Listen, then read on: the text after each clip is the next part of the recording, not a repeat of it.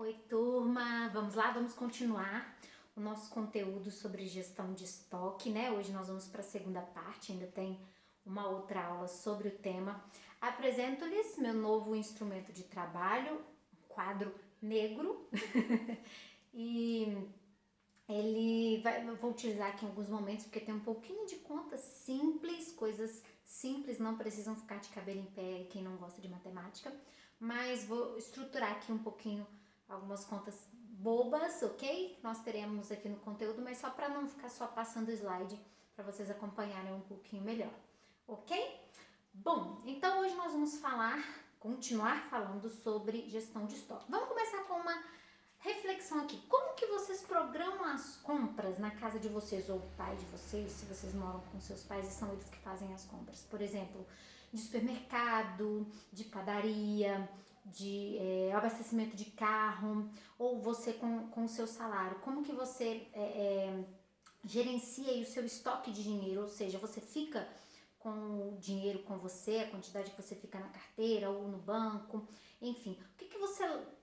Como que você faz a gestão de todos esses seus estoques de alimento, de medicamentos, de combustível para o carro, de dinheiro, ok? Dinheiro vivo. Como que você faz essa gestão? Que critérios que você leva em consideração quando você vai decidir a quantidade de cada um desses itens que você vai manter aí? Por exemplo, algumas perguntas a se fazer. Se vocês já pararam para pensar quanto que custa ir comprar? Se você vai comprar, se você faz compra aí de supermercado 2, 3 vezes por semana, você já calculou quanto que você gasta para ir comprar?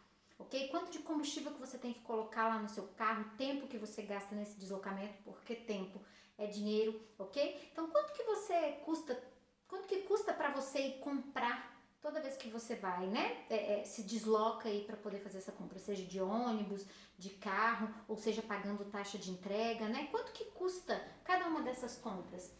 Quanto que custa para você armazenar? Você tem espaço suficiente ou às vezes você teve que investir em um armário maior para poder armazenar essas compras aí? Quando você compra uma quantidade maior desses itens que você tem na sua casa, você consegue algum desconto por volume de compra ou não? Você compra muitas vezes porque não sabe se vai ter esse produto disponível. Lembram da época da greve dos caminhoneiros, como que todo mundo saiu para encher o tanque dos carros, né? Porque eram incertezas do quanto que eu poderia gastar. Na época eu lembro que eu estava grávida, então eu falava assim, gente, eu tenho que manter o tanque cheio, porque eu posso precisar, ou pelo menos o suficiente para eu ir até Ouro Branco ou até Belo Horizonte, né? Se for o caso, se o bebê antecipar. Então, às vezes eu tenho que ter aquilo ali porque eu posso precisar ou porque pode faltar. A gente não sabia se ia faltar ou não, né? No dia a dia, e como que cada um dos critérios, o que você leva em consideração quando você vai gerar estoque de algo para você?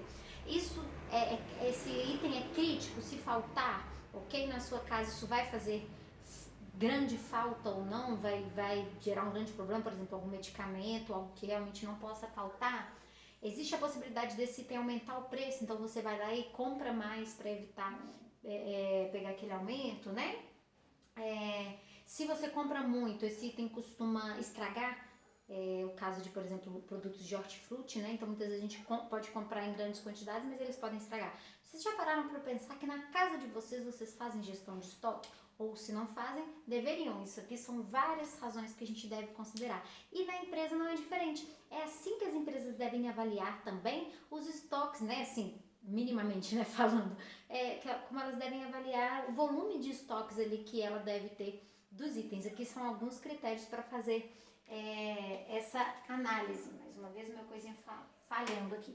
Então, o gestor de estoque de uma empresa, a pessoa, o executivo responsável por fazer a gestão de estoque de uma empresa, ele tem várias atividades, várias atribuições, ok? Pelas quais ele é responsável. Quais são essas atividades? Então, olha só, fazer a análise dos itens que são em estoque, com relação à importância desses itens para a empresa, fazer a gestão dos custos desse estoque, controlar o estoque, realizar inventário, que nós vamos conversar sobre tudo isso, fazer previsão de demanda, determinar sistema de reposição, avaliar o estoque e garantir nível de serviço adequado ao cliente. Então, todas essas são atividades do gestor de estoque, ok?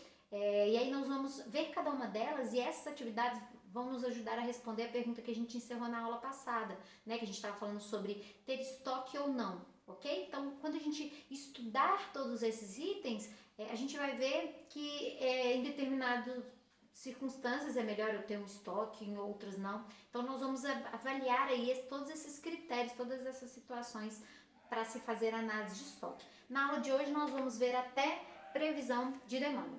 Vamos lá? Então vamos começar falando sobre análise de estoque.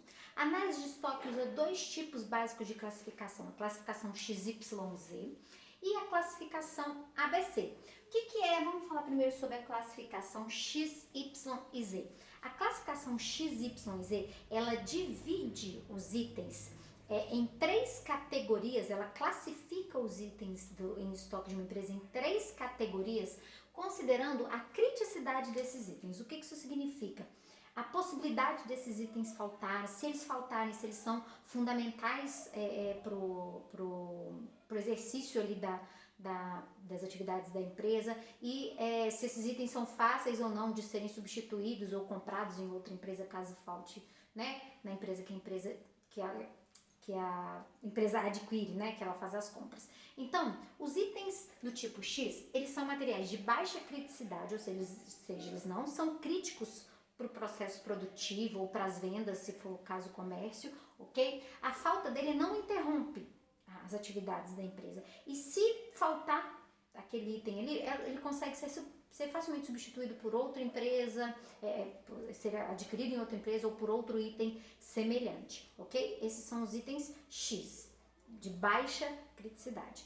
Os itens Y, eles são muito importantes para o negócio da empresa, ok? A sua falta, ela pode atrapalhar as atividades da empresa e não é tão fácil achar um substituto desse item em estoque para aquela empresa. Okay? Isso se aplica também a comércio, tá, gente? Pode ser um item, por exemplo, que às vezes o cliente vai deixar de comprar caso ele não encontre ali, ok? Naquele comércio. Tem que ser adequado aí para a situação de um comércio. Os itens Z, eles são materiais de alta criticidade, ou seja, se faltar para a empresa. E eles são tão críticos que é difícil encontrar esse item, dele ser substituído, não tem material que substitua, às vezes não tem outro fornecedor para te vender aquele item. Então, são itens muito críticos para o negócio da empresa, ok?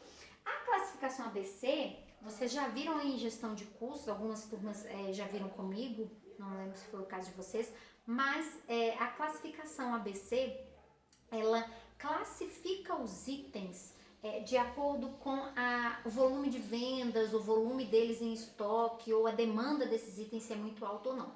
Ele classifica em três tipos, classificação A, B ou C. Isso lembra lá da regra de Pareto, 80-20? A classificação ABC utiliza esse critério do 80-20. O que ela considera? Que 20% dos itens, então vamos pegar uma empresa que ela tem uma variedade de 100 itens em estoque, seja um fabricante ali que tem 100 tipos de matéria-prima e tudo mais em estoque, ou seja um comércio que tem 100 variedades de produtos ali, ok? Então tem 100 itens, não em quantidade, em variedade de itens.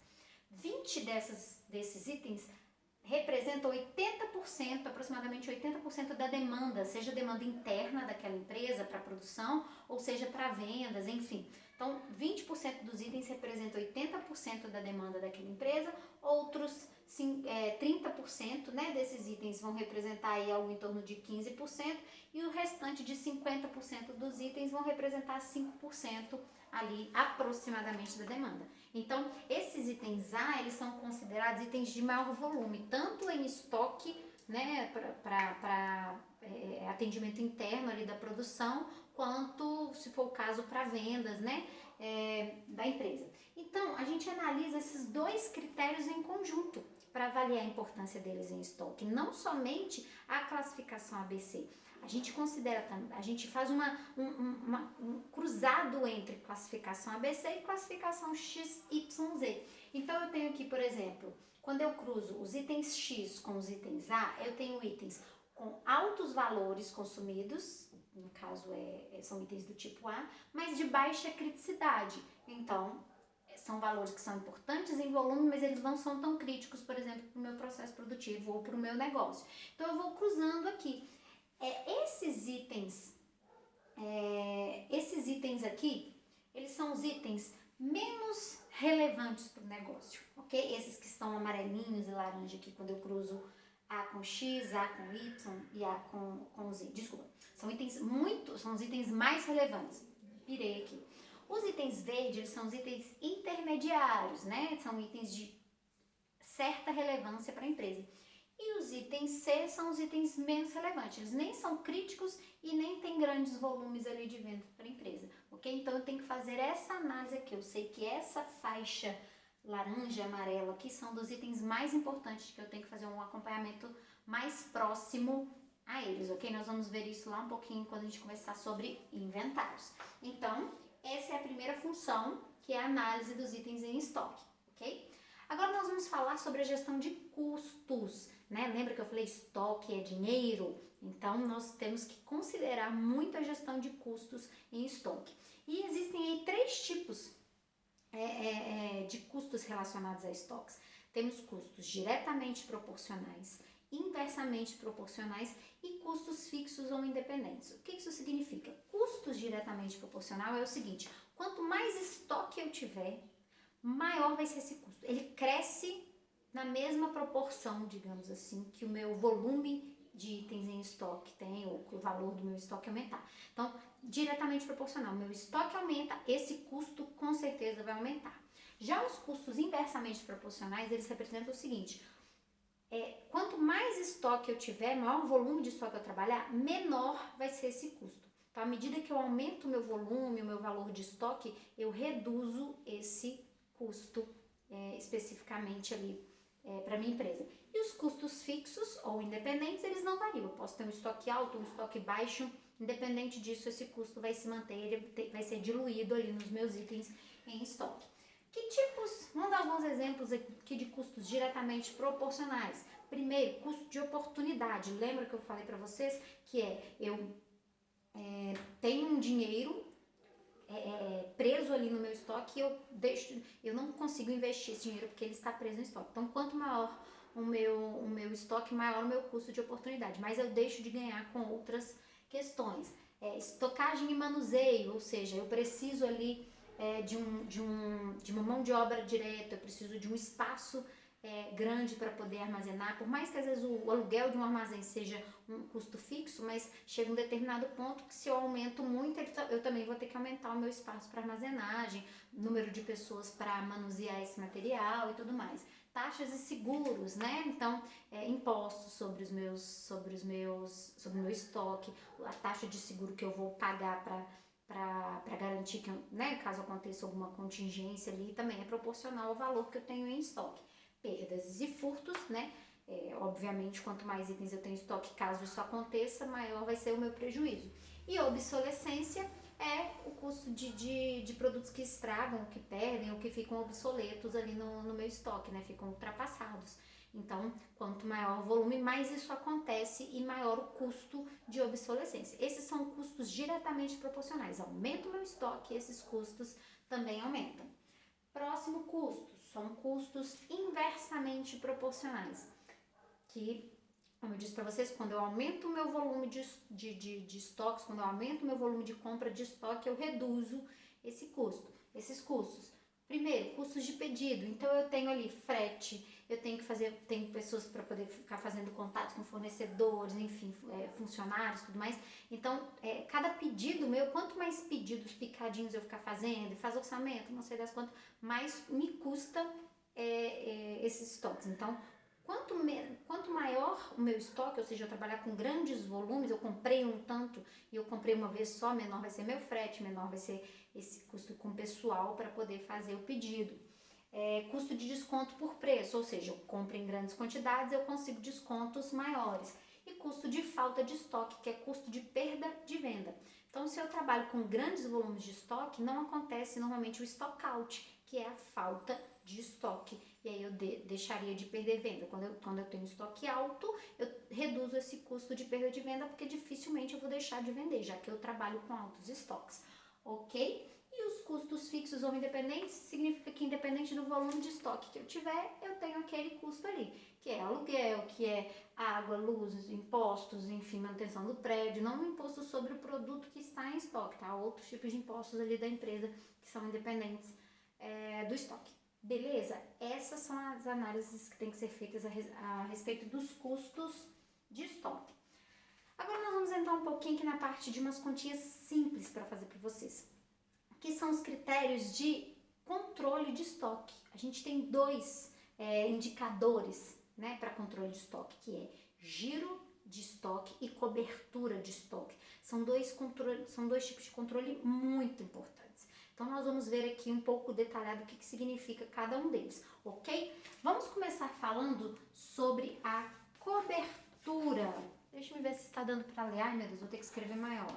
A cobertura de estoque significa o tempo que a quantidade de itens ali que eu compro, que eu tenho em estoque, vai me suprir durante um determinado período de tempo.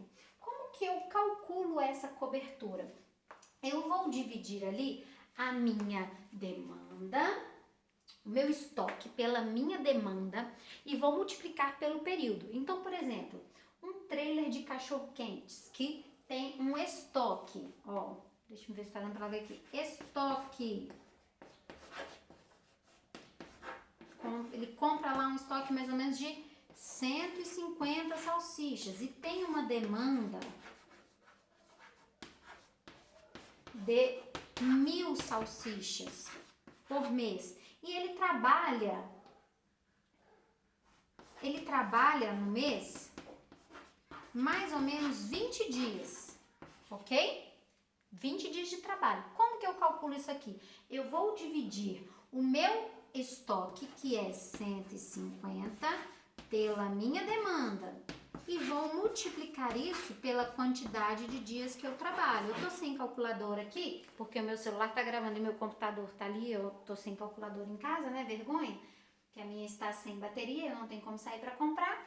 Eu vou ter aqui 0,15, 150 dividido por 1000, multiplico por 20, eu vou chegar a 3 dias. O que isso significa? Se eu compro 150 unidades de salsicha, que é o estoque que eu trabalho, e eu tenho uma demanda mensal de 1000 salsichas, né? Eu vendo 1000 cachorro-quentes ali, e eu trabalho durante 20 dias, significa que esse meu estoque vai cobrir ali 3 dias do meu trabalho, ok? O estoque de 150 salsichas dura para minha empresa 3 dias. Isso é cobertura. Quantos dias, quantos períodos aí que o meu estoque vai cobrir de operação da minha empresa. Beleza? Vamos tentar apagar aqui, sem derrubar, porque vocês não imaginam a gambiarra que está aqui embaixo para ficar na altura adequada. Sobrevivemos. Vamos ao próximo indicador aqui, que é um método de controle de estoque, que é o giro de estoque. Nós falamos sobre cobertura, que é quantos dias o meu estoque cobre a minha demanda. Agora nós vamos falar sobre giro, ok? Como que eu calculo o que é o giro de estoque? Em um determinado período, quantas vezes o meu estoque gira? Quantas vezes eu tenho que renovar o meu estoque ao longo de um determinado período, ok? Pode ser giro semanal, ou giro mensal, ou giro anual. É quantas vezes eu preciso comprar, né? Porque aquele estoque eu vou comprar, ele vai encher, ele vai diminuindo e vai acabar. Aí eu compro de novo. Isso é giro de estoque. Então, a fórmula do giro de estoque é o oposto da cobertura de estoque. É a demanda dividido pelo estoque médio. Então, olha só, um exemplo aqui, de um caso para vocês. A demanda, o consumo por mês de uma barra ali de aço sextavado é de 320 quilos e o estoque médio é de 140. Então, eu vou dividir a minha demanda pelo meu estoque. A demanda é de 320. O meu estoque médio é de 140. O que que isso significa? Vou achar aqui porque eu tô sem calculadora. Significa que o meu estoque vai girar 2,3 vezes ao mês, ou seja, eu vou ter que fazer 2 e alguns meses eu vou ter que fazer até 3 vezes a compra ali daquele estoque, ok? O que significa esse giro de estoque? Hoje as empresas trabalham com um princípio de que o ideal é que o estoque gire muitas vezes. Por quê? Isso significa que eu vou ter menos capital retido. Obviamente eu tenho que considerar outros custos, o custo de comprar, o custo de desconto por quantidade e tudo mais. Mas quanto mais vezes o estoque gira, significa que eu tenho menos capital retido ali. Porque ao invés de eu ter, por exemplo, 100 mil retido ali no mês, eu tenho 10 mil por 10 giros ali no mês, ok? Então, se o estoque girar 10 vezes, eu vou ter que ter somente 10 mil para capital de giro relativo àquele estoque. Agora, se esse estoque girar uma vez só no mês, eu vou ter sempre que ter 100 mil disponível para capital de giro. Percebem a importância disso? Então, esses são métodos aí de controle para estoque. Falei para você sobre inventário, né? Que a gente falaria sobre inventário lá.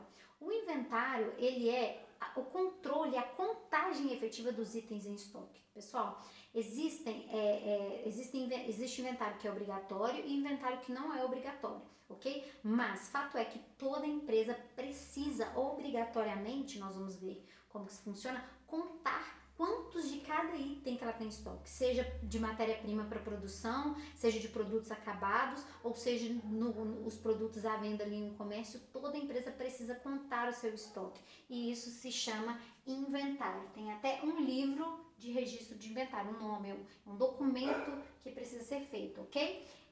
O objetivo desse inventário é confrontar o que está num software ou que está constando lá no sisteminha da empresa que tem, né?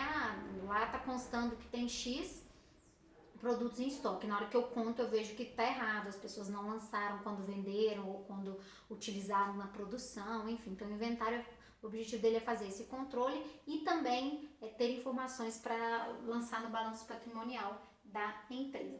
Então, nós temos o inventário geral anual, que ele é periódico, ele acontece uma vez por ano e é obrigatório. No final do exercício, né, quando eu vou fazer o balanço patrimonial, eu preciso contar os itens que tem em estoque. Toda empresa obrigatoriamente precisa fazer isso, ok? Não acho importante contar estoque, não tem problema. Mas obrigatoriamente uma vez por ano você vai ter que fazer isso, ok? E tem o inventário cíclico ou rotativo, que é aquele inventário que a empresa pode fazer, ela faz quantas vezes ela quiser. O que acontece? Eu pego aqueles itens na faixinha amarela lá, meio laranja, não sei, de criticidade e curva ABC, né? XYZ e curva ABC. Eu pego aqueles itens mais críticos, mais importantes para minha empresa, na verdade, e em cima deles eu faço, por exemplo, inventários com um período menor, por exemplo, mensal. Algumas empresas fazem isso semanalmente, ok? Mas eu faço inventários com mais frequência para itens mais críticos, para os níveis na faixinha verde lá, que são intermediários. Ao invés de eu fazer mensal, eu posso fazer, sei lá, 3 vezes no ano, 2 vezes no ano, e os itens menos importantes, às vezes, posso fazer uma vez só no ano. Não estou falando que é regra, tá? Os itens mais importantes todo mês, não, ok? Mas a empresa, ela vai levar em conta aquela classificação que ela fez dos itens e, com certeza, colocar uma periodicidade mais curta, né? De menos em menos tempo, ela vai fazer ali a gestão daqueles itens mais relevantes para o negócio dela. E, por último, na aula... esqueci da formulazinha aqui, para verificar a acuracidade aí, né, que é o quanto que está correto o meu inventário. O que isso significa? O nível de acuracidade eu quero saber quantos itens constava lá, por exemplo, no meu sistema ou algo assim, ou no caderninho de registro de empresa menor, por exemplo, lá falava que eu tinha 1000 itens de tal produto em estoque. Quando eu fui ver, só tinha 980. Então, isso significa que, por exemplo, tenho 98% de acuracidade, de taxa de acerto na quantidade de itens daquele em estoque. Então, eu divido o número de itens corretos pelo total de itens que constava lá que deveria ter, ok? Aí eu tenho ali a acuracidade daqueles itens, daquele item em estoque. Isso pode ser feito em valores também, ok? Tinha um valor X em estoque, quando eu fui verificar tinha um pouco menos, ok? Agora sim, para encerrar a aula de hoje, previsão de demanda. Nós não vamos ver aqui em detalhes métodos matemáticos de previsão de demanda, porque parece que vocês têm isso em alguma outra disciplina não sei se administração da produção, não tenho certeza, mas tem uma outra disciplina que vocês veem, ok? Então nós vamos só falar da importância disso aqui para estoque. A previsão de demanda ela é fundamental para o bom funcionamento, para a boa gestão no estoque da empresa, para poder definir o nível adequado ali, para não faltar, não sobrar, para eu definir qual que é o giro adequado, para eu ter a certeza ali da cobertura, quanto tempo que o estoque que eu defini que eu vou ter cobre ali da minha demanda. Então eu preciso fazer essa previsão de demanda. E tem duas formas de fazer previsão de demanda. Tem métodos qualitativos e métodos quantitativos. Os qualitativos, eles não usam fórmulas matemáticas, só que eles também são mais empíricos, eles são por feeling ou por pesquisa, são normalmente itens que estão sendo lançados, que eu ainda não tenho um registro histórico, ok? Então eu posso fazer pesquisa com consumidores ou com especialistas, que é chamado de método Delphi, quando eu busco especialistas daquela área para poder fazer uma pesquisa de como seria. E os métodos quantitativos usam modelos matemáticos, né? Então média ponderada, algumas progressões aí de curva e tudo mais, que calculam aí uma tendência de uma possível demanda futura. Beleza, pessoal? Tranquilos? Então, fiquem calminhos que ainda estamos na segunda parte, não acabou.